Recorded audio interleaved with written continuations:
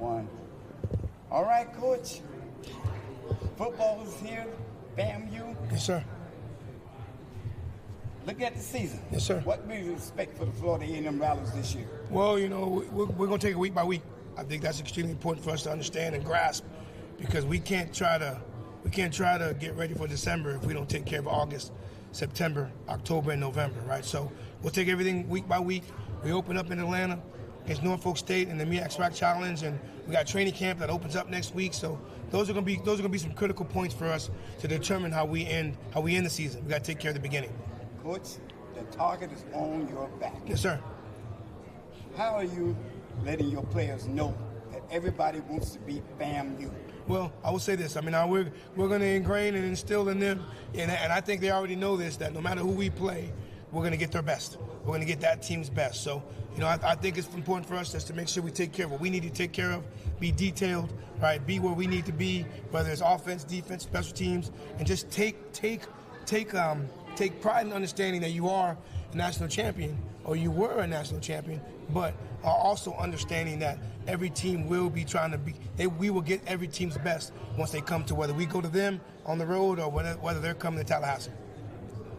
Coming off a national championship, Coach Simmons is gone. Explain his coaching style compared to your coaching style. You're the man now, so how to keep the players that have been there adjusting to the styles of coaching? Well, I mean, I think the only difference that I can see right now is obviously offensive guy with Coach Simmons and defensive guy with myself.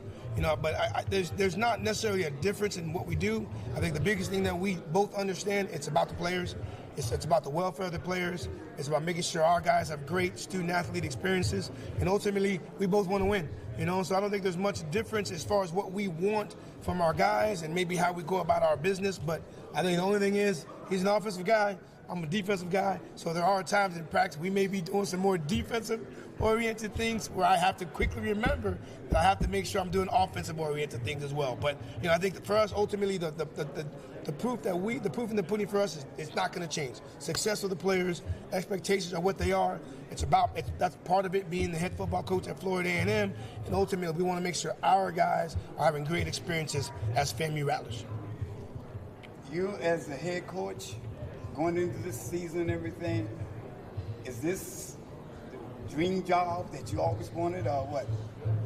Well, you know, I'll say this. You know, it was highly surprising once I got the opportunity, right? And I mean that in a way, because if you would have told me 15 or 20 years ago I was going to be the head football coach at Florida A&M, I don't know what my answer would have been.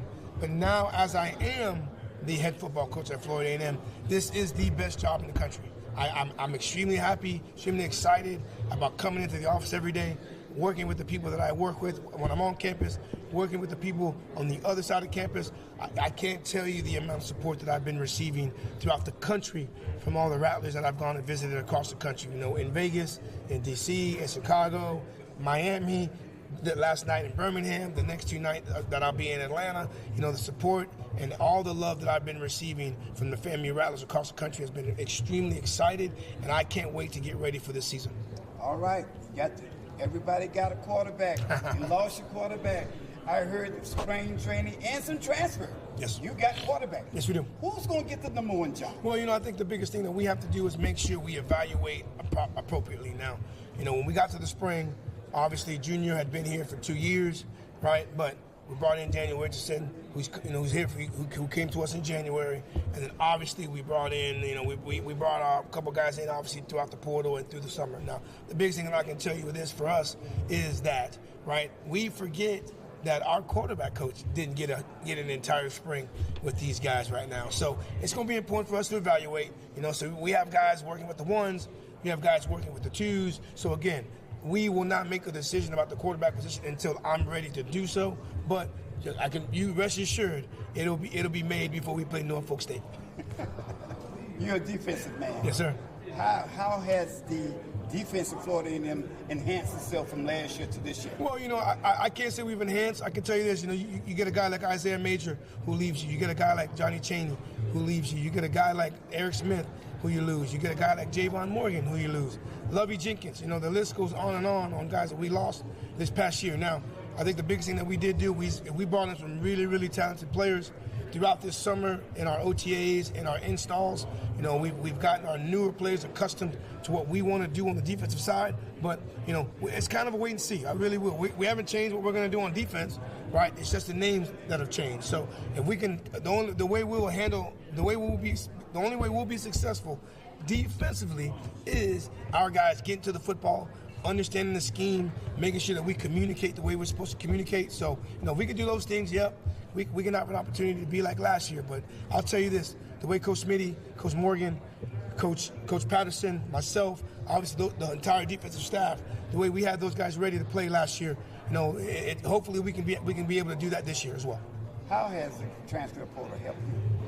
A bunch. We were losing guys. We were losing juniors and seniors to the transfer portal. So that's what we brought in. We brought in grad transfers. We brought in juniors. We brought in seniors from the transfer portal because we were trying to make sure that we were duplicating the guys the guys that left compared to the guys that we were bringing in. So that's what we did. We lost a guy who went to a Power 4 school. Now we brought a guy in that came from a Power 4 school. So those are some of the things that we were doing, we were hoping to do, and it looks like we did a really, really good job with that. It's just going to be, the most important thing is going to be is how will our guys play together. And so that's going to be the coach's fault to make sure that we do that.